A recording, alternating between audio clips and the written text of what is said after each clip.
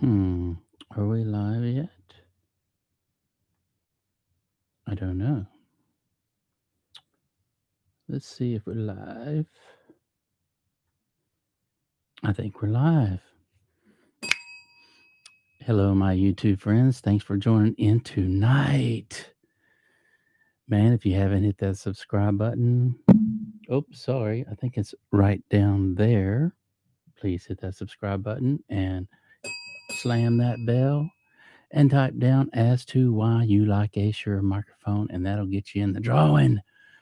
Wow.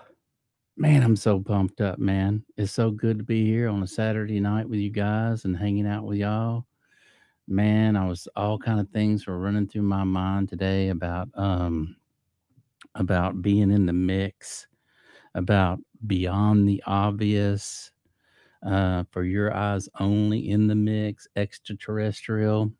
Hmm, man, a lot of things were crossing through my mind as to some things I could talk about tonight. Oh gosh, what is it about a mix? What is it about a song that you really, really like? These are some things that you really need to ask yourself whenever you're breaking down a mix to try to understand as to why you like a song. Manic, I got to thinking about that, and I got to thinking about all the different things that come to mind as to breaking down a mix and why I like a song. um, Everything from the instruments that are involved. Believe it or not, the tempo of the song. The tempo of the song plays a large role as to the mood that it's going to put you in. Looking beyond the obvious. Okay, the obvious is what you like about the song. You know, maybe you only like rock music, or maybe you only like R&B, or maybe you only like country music.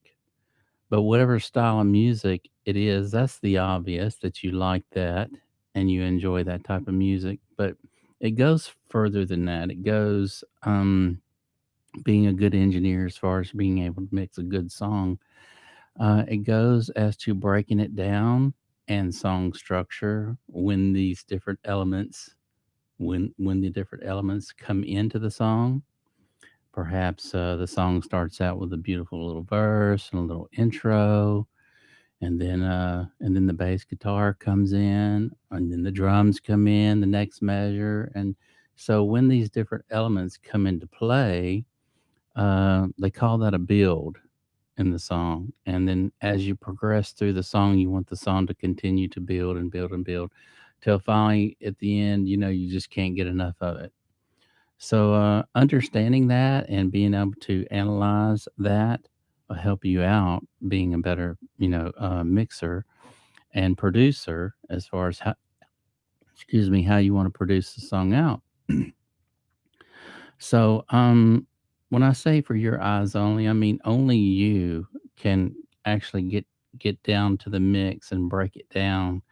I have ways how I go about doing things, but when you become a better listener and you actually can get and break these songs down and start identifying when these other elements are coming into play, it'll help you understand as to why you enjoy the song as much as you do, the type of music that you enjoy.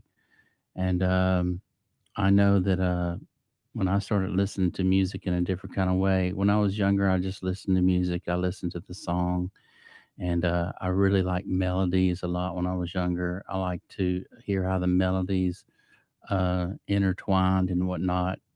And then, as I started getting a little older, I started enjoying more the beat of the song and the rhythm and the breakdown of the song. If the song had a bridge in it, when the bridge came in the song, and started trying to dissect it as to how many verses, how many courses, how many pre-courses, if there was a pre-chorus, or did it jump right into the chorus, when the bridge came in, when the lead solo came in, and all these different elements as to being able to identify the song and how it was structured.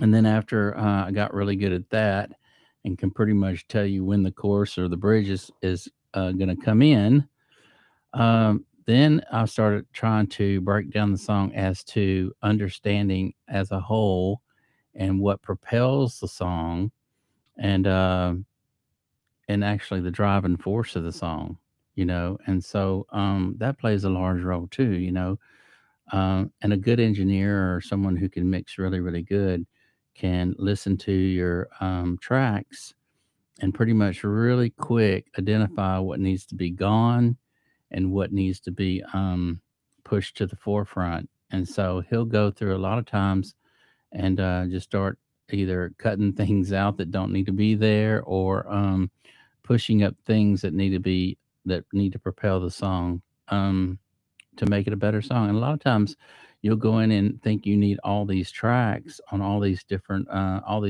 things and different tracks to add more elements to the song when really a lot of times it's the simplicity of the song and just that really makes it a beautiful song, man. So those are a lot of times your timeless songs, but there's nothing extraterrestrial about it. There's nothing unordinary about a great mix or anything. A lot of these things these engineers have been doing for years and years and years. And whether it's delays or subtractive EQing or color EQing or adding an extra decibel or two when the chorus section comes in to actually hype this chorus up. A lot of these little techniques that they do, they've been doing for many, many years. So there's no science, extraterrestrial thing about a great mix. And a lot of these engineers know that. And these techniques that they use, it's well proven time and time again as how they make hit songs. And but when you become a better mixer, you can kind of actually get in and listen to one of your favorite songs. And I say start tonight after the video is over, or whatever. Start tonight, listen to one of your favorite songs, one of your favorite bands, and listen to structure. Listen to, if it's a build type song, listen to when all these elements come into play, and then also listen to what instrument is the driving force of this song, whether it's the kick or the bass, guitar, or the guitar or whatever. But listen and try to identify these things as to when things are coming in the mix, if things are panned hard right or hard left, or sometimes if you listen to those old Led Zeppelin albums, man, you'll hear the guitar over here or a lead over here and rhythm, and you'll hear everything just panning across the whole stereo field. And so I will say this: if you're going to listen to a song that you really, really like, listen to one of your songs on a good set of headphones, okay, or a good set of speakers. Don't listen to it on your iPhone, okay, because it's in mono, and you're not going to get the best enjoyment out of it. So kick on back, ease on back, and get you something to snack on, and lean back in your easy chair and listen to some of your good speakers, man. Listen to some of those mixes, man, and try to identify when things are coming in and where they're placed in the stereo field. Is the kick right in the center? Is the guitar panned slightly to the left? And listen for those things. And the more you can identify as to where the instruments are placed in the mix, and as to which one is the driving force, maybe it's a little louder in the mix, the better you're going to get, man. And you're going to get fast. You're going to get good really, really quick. And so when the next time you sit down at your mixing board or whatever, you're going to have a good general idea as to how you want to place the instruments in the mix and where you want to place them in the mix.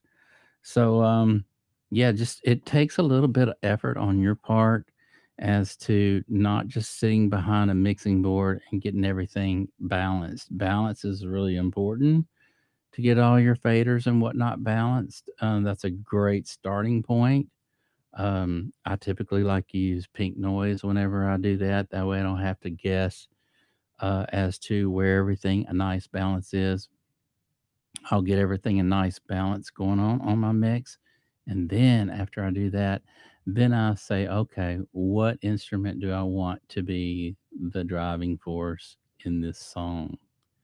And then I'll enhance that as much as I can and make that sound as big and as great as I can. And then I'll move on from there. If it's the bass guitar, I'll have it up front. I'll have the kick right there with it.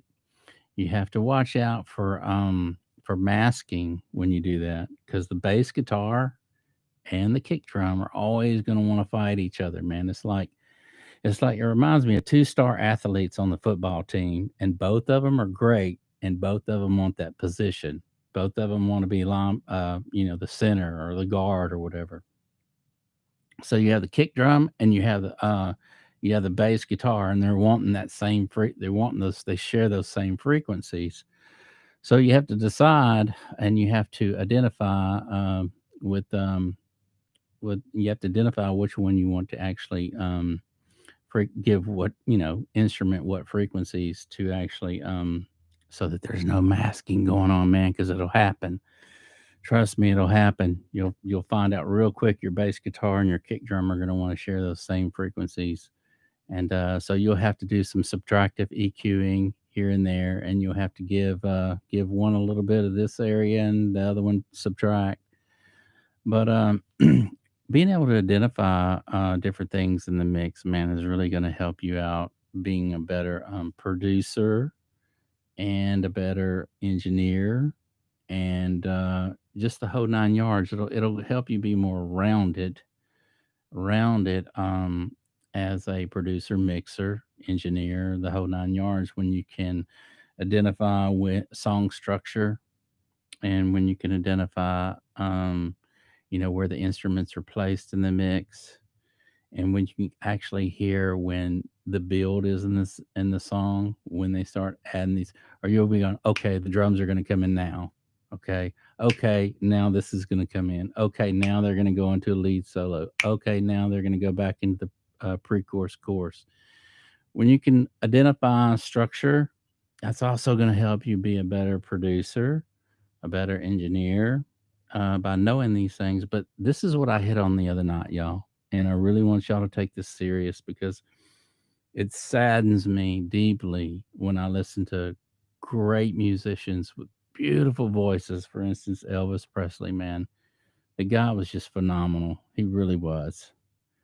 And I listen to some of his older songs, y'all, and they don't play them on the radio today because they did trendy things in the mix, and you don't hear them because of those trendy things, the ooh wops and bops and all that stuff, man.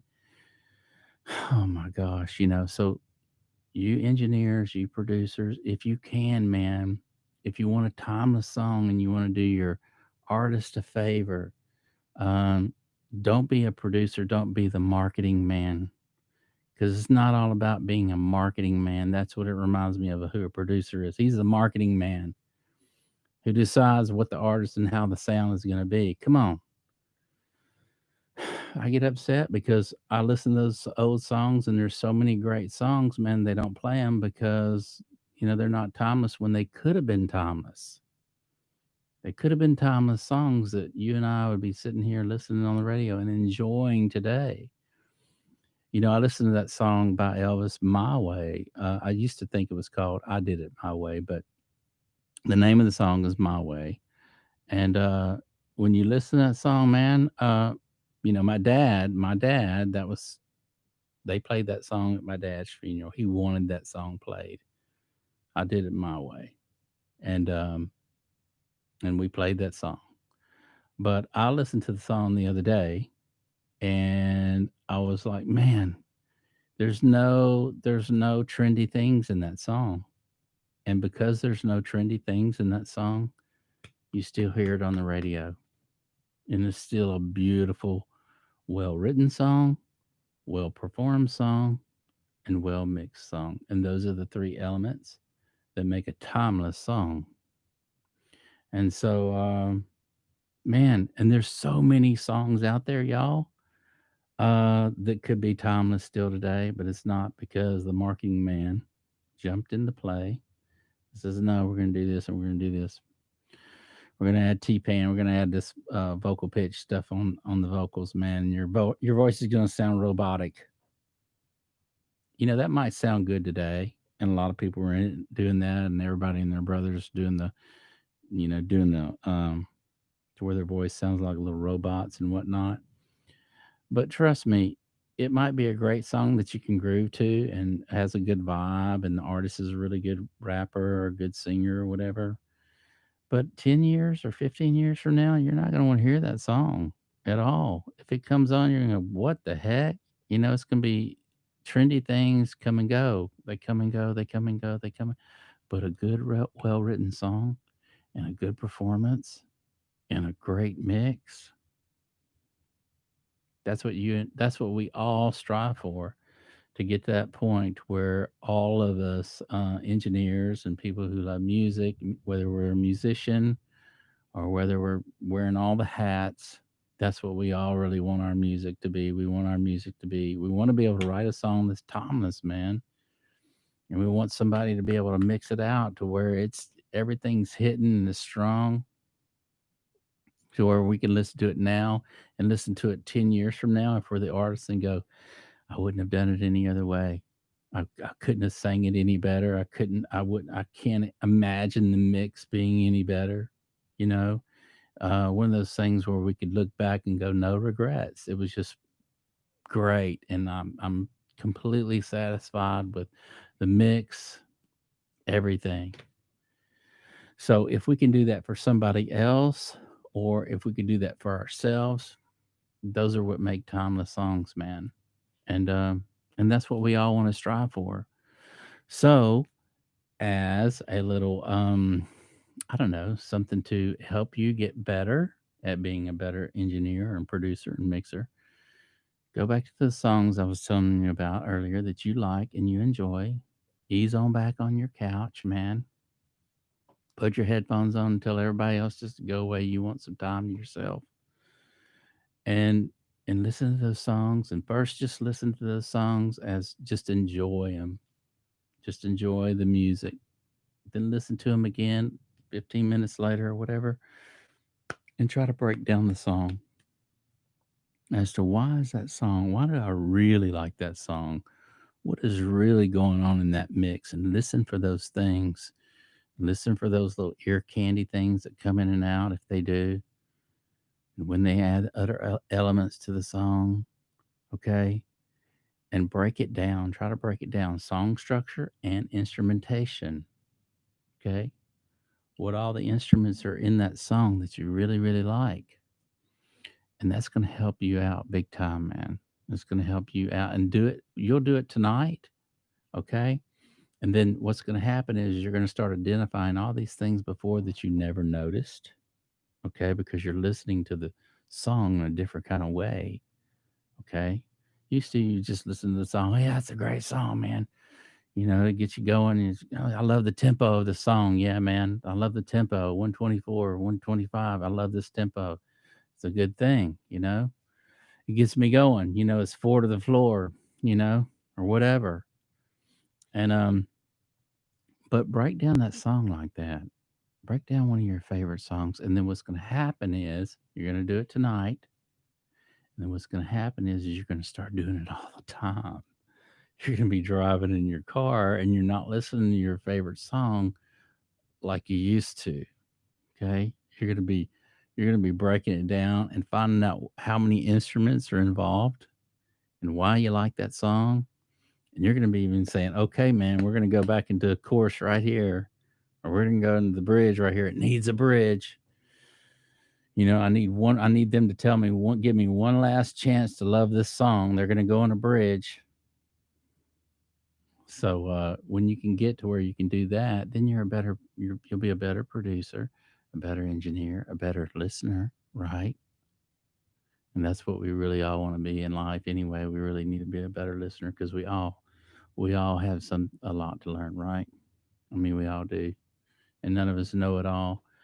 But what we do know is a lot of times if we can share, let's share. And so, if I could say anything good tonight for you guys to chew on a little bit, is start listening to your favorite songs in a different kind of way, in a way you've never listened to them before. And like I say, put on some good headphones so you can hear everything, that you're hearing everything in the mix. Or if you have some good monitors, some Atoms or Presonus or whatever. Listen to those. Listen to your speakers, man, that you actually mix on, and listen and try to identify, you know, and break that song down as to when the instruments and where they're at in the song and how they're placed. And also identify, you'll start identifying what the producer's doing, what the engineer's doing. Is you'll start identifying that. You'll go, oh man, I'm expecting a little bit of delay right here on this last line on the chorus. They're going to make it echo out a couple times, you know, or hey, hey, hey, hey, and you'll just like, oh, that's where it's at, or that's where they're going to put it, or that's where I would put it, you know. And so it's interesting. Then all of a sudden, after you start analyzing other people's mixes, you'll start incorporating what they're doing in your mixes. And then you go, hey, instead of doing that here like they did, I'm going to wait and give it to them on the last time around. Or I'm going to give it to them right here in the beginning of the song. Then I'm going to give it to them in the middle of the song or right before the middle of the song. And then I'm going to wait, and just make them give it to me one more time and then give it to them again. So these are little things that you'll get better at, and you'll start incorporating other people's philosophy into your mix, and you'll just, man, I'm telling you, you're going to get really good. You're going to get good quick when you can start analyzing other people's stuff. And people used to say that to me when I was a kid. When I first started, I really liked writing my own stuff because I was self teaching myself and whatnot. But then I got to a point when I was in a band.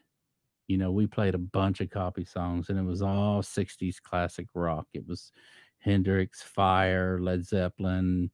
It was just a bunch of 60s stuff. And then some other friends of mine would say to me, why do y'all always playing other people's stuff? I said, well, we have some originals too. But yeah, but y'all need to play more original stuff. And but here's the thing: when you learn other people's music and you learn their style and you understand it and you can play it, it only helps you become a better musician. Okay. And that was really a lot of times my feedback to that was, hey, it's only better than me, and then I can use my own amalgamation how I want to write my music later using these different styles and techniques from these other artists.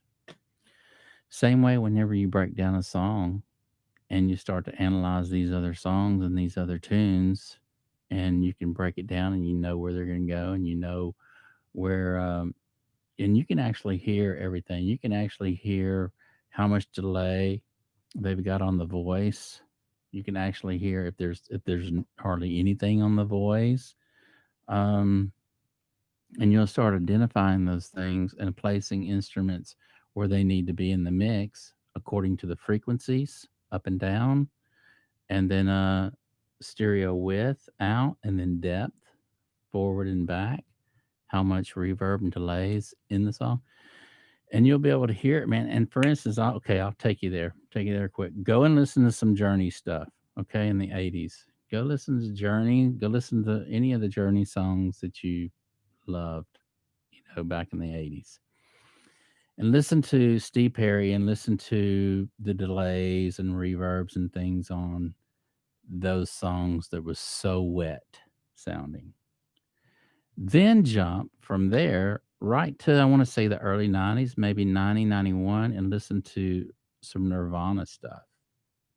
Okay, so break down Journey stuff. Okay, when you can hear all how everything was wet and just soaked up with, everything was wet. And then listen to Nirvana stuff, everything was dry.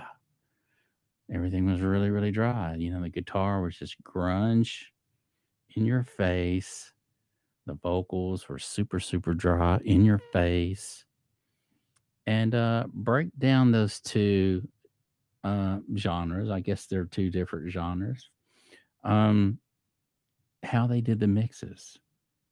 And if you listen to Nirvana stuff, it went from Steve Perry stuff where there was these Neil Sean, was that his name, the guitarist, where there was these elaborate, runs in the solos and these, 30-second solos or whatever, to Nirvana stuff where there was just one string melody leads, real simple stuff, very short. So when you can break down these songs and know what they're doing and how they did it and listen, man, it's just going to help you guys. I'm telling you, you're going to really, really have a better idea how you want to mix your own stuff and other people that want to come to you for you to help them out, especially if it was just, they'd like to get something out there and, would like to, move forward in their mixes and whatnot and need some help. So you'll be able to do this. You'll be able to take their mixes and add some suggestions to them and start using other people's tricks as to what they did into what you can do for your client or whoever. So just work on that, man. But I started doing that. I started analyzing mixes and whatnot and breaking it down from song structure first. And then once I got really, really, really good at doing the song structure thing, then it was breaking it down by the instrumentation that was in there, and then where they placed the instrument in the mix. Was the mix wet? Was it dry? And what you're going to do from now on out, or what is going to help you if you do this, is like later tonight, listen to a band that you like and start breaking it down. Whether it's old Journey stuff, break it down, format, break it down in instrumentation, break it down as to can you hear delays and reverbs and all that other stuff. But what you're going to do after tonight is you're going to start doing that with every daggum song that you hear. You're going to be going down the road in your car, and whatever comes on the radio, you're going to start breaking it down and trying to understand it in a different kind of way. So I hope these tips help you out, man. They certainly help me out. And you know what? I'm still learning, and I still try to analyze and break down every song that I hear on the radio. And unfortunately, the music that we're listening to now, you guys, oh man, where are we headed? A lot of the stuff that's out there. Yeah, it just seems. I heard a song the other day. I was in the gym, y'all, and literally the girl was singing the vows, and who knows, it may be a hit song. I don't know, but the lyrics were literally the vows. Ooh ooh ooh ooh ee ah ah ah ah. I don't know the name of the song. I never heard it before, but I heard it the other day in the gym, and I was thinking, gee, is this where we're headed? Because you and I probably grew up listening to really well written songs that are still our, when we hear them, we go, oh man, yeah, it takes you back. You still feel the same way you did the first time you heard it. Um, but then there's some you go, man, did I really listen to that when I was growing up? I know for me, I've done that before. But it'll only help you guys, man. Just try to think about breaking down the song placement first, and then we'll go into some other things I'd like to talk to you about. The other night, I did do a video on subtractive EQ masking. Check out that video on masking. That'll help you out a lot too. So that's going to help your mixes out sound a lot better too when you can also go in and use a spectrum analyzer and actually see where these frequencies are going so that you can get rid of your masking in your mix. But mixing really is an art. It's not something you learn overnight, and it's not something as an engineer you ever stop learning, because we're all going to continue to learn. And hey, Bull Tide, what's going on with you, man? We're all going to continue to learn, and so it never stops, man.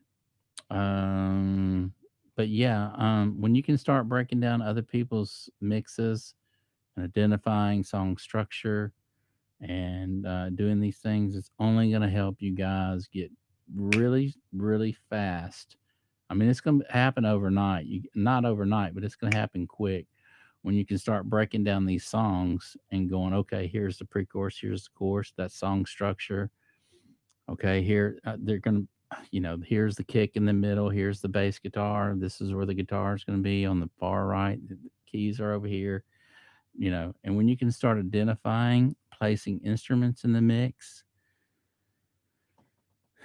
it won't be long, man. You're going to be pulling up those faders and you're going to be copying what you hear and what these other engineers are doing. And you're really going to be there. You're going to get there quick, man. And you're going to go, yeah, man, I'm so glad I started listening to music in a different kind of way because now I'm not just going in it blind. I actually have something in my mind. I actually have some tools right here in my mind that I hear other engineers doing, and I'm gonna apply what they're doing to my mix, man. And I'm gonna study it long enough to where even if it's just this one song, I'm gonna take this song here that I really like and this genre of music that I'm playing, and I'm gonna, put this song on one track. I'm gonna compare back and forth, and I'm gonna get it as close as I can. Okay. When you start working like that and you have a target to look for, what's going on, Mr. Product Review? Oh, yeah. You're always liking my shirts, man. Thank you. I appreciate that. What does that say right there? What does that say? Huh? Don't we all need to do that, man? Yeah, man. Yeah, train hard. So you guys train hard tonight, man. After we're gone and we say goodnight to each other, man, go in there, sit on the couch, tell your wife to go in the other room. You want some time. You want to listen to some of your old tunes, man, and put on some headphones and just chill out, man. And you want to enjoy some music and listen to those songs in a different kind of way tonight. Okay. That's going to get you hooked. And once you start go, oh, this is happening and this is happening and this is happening, it's only going to make you want to be able to do that to every song that you hear. And you're going to love doing it. And you're going to start impressing people sitting in the passenger seat when you're telling them when the chorus is going to come back in and when the bridge is going to happen and what they're doing and everything. I don't know. But it's going to help you be better at what you do. Okay. And that's what we're all here for, is to get better at what we do, to be a better engineer, a better producer, a better everything. We never stop growing, man. And we never stop getting better. That's what we want to do. Continue. We might be getting older, but we want to continue to get better, right? It just makes the job easier, man. Work smarter, not harder. So, anyway, I know some of you guys can appreciate that and know exactly what I'm talking about, man. I know there were many times I can remember, say, I don't know, 18 years ago, I'd sit behind a mixing board. This is before I knew anything about ear fatigue. This was before I knew anything about subtractive EQ or pink noise at that or anything. And I would sit behind a mixing board, y'all, and I would beat my ears up seriously trying to get a balance. I'd burn a CD. It was back then you'd have to burn a CD, go out to your truck or your car and listen to it there, and then go to a friend's car and put it in his system and listen to it there. Oh my gosh! And I just remember those days. Oh my gosh, the bass is just too much, or this is just what? Wow! Worked hard, hard, hard, hard to never seem to ever get the mix right, and so work smarter, not harder, man. Get in there and start analyzing those mixes and listening to what those guys are doing, where those placing those instruments in the mix, and you'll be able to start identifying frequencies too. You'll be able to hear, uh, is that kick where that kick's hitting at? Is it 200 hertz, 250 hertz? Where's the thump in my chest? You'll be able to start feeling it and listening for it, and and doing some really good stuff. So remember, your EQ is used for two things. It's used for colorization, and it's also used for subtractive EQ, and those are really the main two things that EQ is used for. So you'll get to where you can start dialing in, doing some great stuff, man. But listen to those mixes and listen to how they're put together and where everything is. What's going on, poker man? What you doing, man?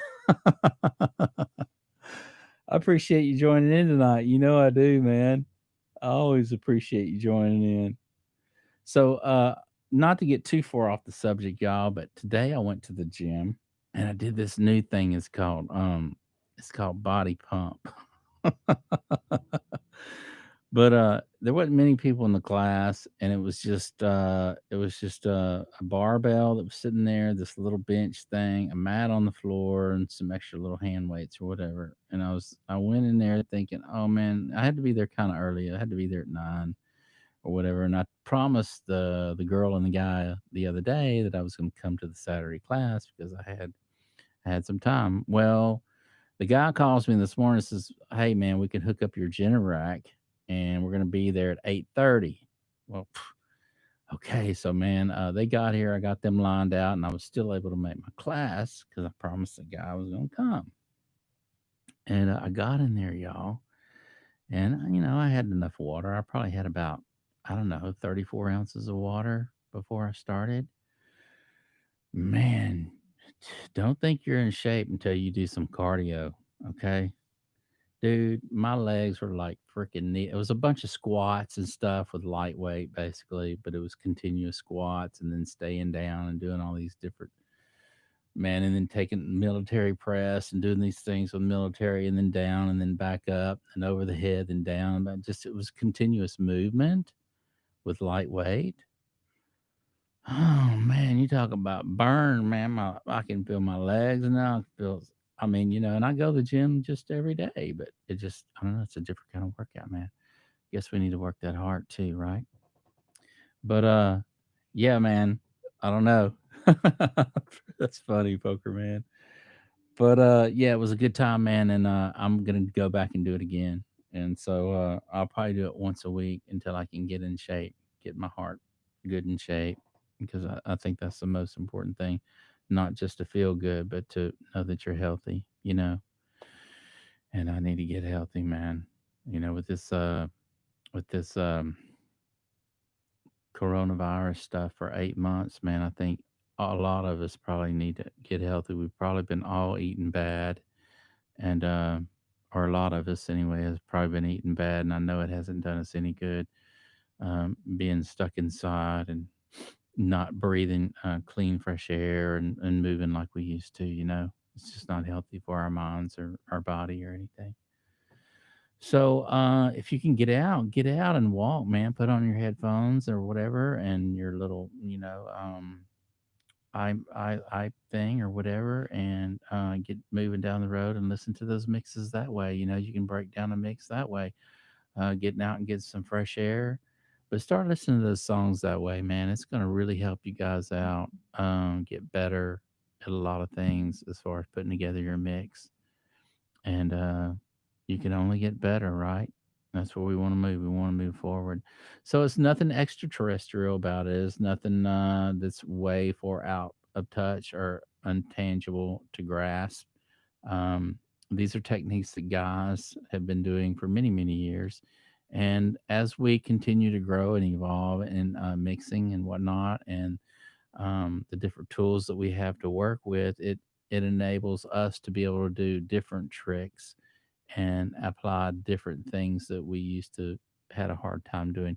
I got to thinking about that, and I was thinking, back in the day, maybe even the '60s, early '60s, when the Beatles were recording, I think they had a 4-track recorder that they recorded on, and that they were doing some really cool stuff. They could link up to 4 tracks or whatever, so they had 8 tracks to work on.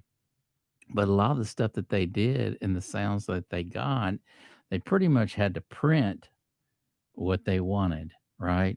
It wasn't like now where you have Pro Tools or Nuendo or something or something that type of DAW where you can have as many tracks as you want You can actually do all these layering and all this stuff and see it on a waveform and just so as we evolve with technology, we're able to do more things and add some really creative stuff to the mix. And but just be careful, all you guys out there that are making the hit records and everything, all you producers. I hope I don't get slammed too hard for saying this, but stop doing all the daggum trendy stuff. You know, say, stop being the marketing man and think about long term, think about 10 years, is somebody going to want to listen to that song?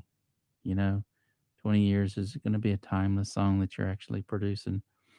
I was watching this thing the other night. The guy who did the Genesis, one of the Genesis records, the guy who mixed it, they used a lot of these electronic drums in it. And although the album sold many, many, tons of albums, he was saying, man, if I could go back and change those electronic drums today, I would. And so, see, those trendy little things, man, even your engineers and your artists look back at their work and go, ah, man, why did they do that? Why did they make me sound like that? Why did they make me sound like a 13-year-old when I was a 30-year-old or whatever, right?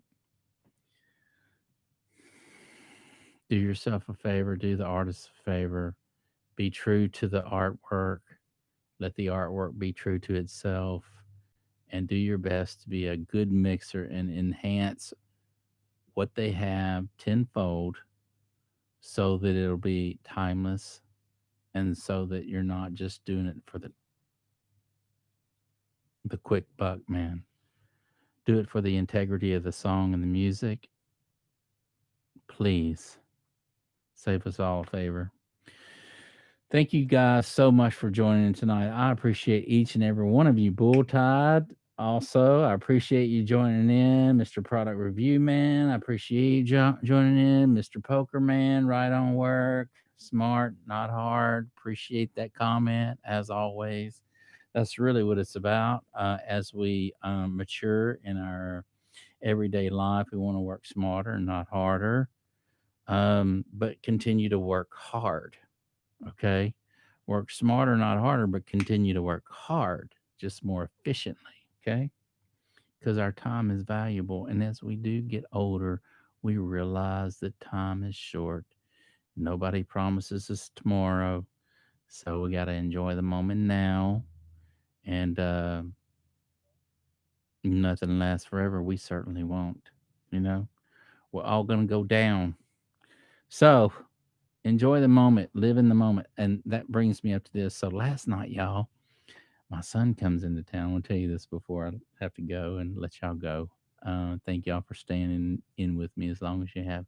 But last night, my son came in and he brought his cute little girlfriend in, man. And that was my first time to meet her. And it was so, he was asking me for advice, this and that, and this and that, and being a dad, you want to give, you don't, you want to get, you want to, think logically and talk logic to them, but at the same time, you don't want to, bust their bubble or anything. And he's asking me these questions, but I want to tell you, man, it's so neat to see someone in love, man. I really remember those days. I remember being in love. And it's neat when you can watch your son come to you and tell you, ask you things, and he's in love.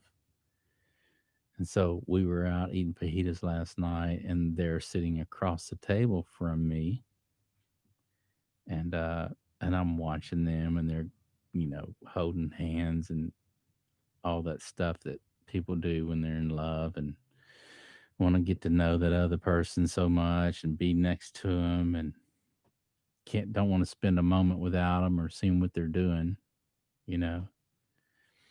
So anyway, it was just nice seeing that and being able to share that moment in time with my son and his new girlfriend being in love. I got to share that moment. It was a beautiful thing. I hope get to see more of it. And it's a neat thing, man. So thank you guys for joining in tonight. As always, I appreciate every one of you. I appreciate all your comments as always, man. It's nice having an audience or having subscribers that communicate and don't mind chatting back and forth, because I certainly enjoy all of your comments. So feel free at any time to comment down there. You know I'll get back with you and leave a laugh right here, right beside you, man. And we'll have some laughs together.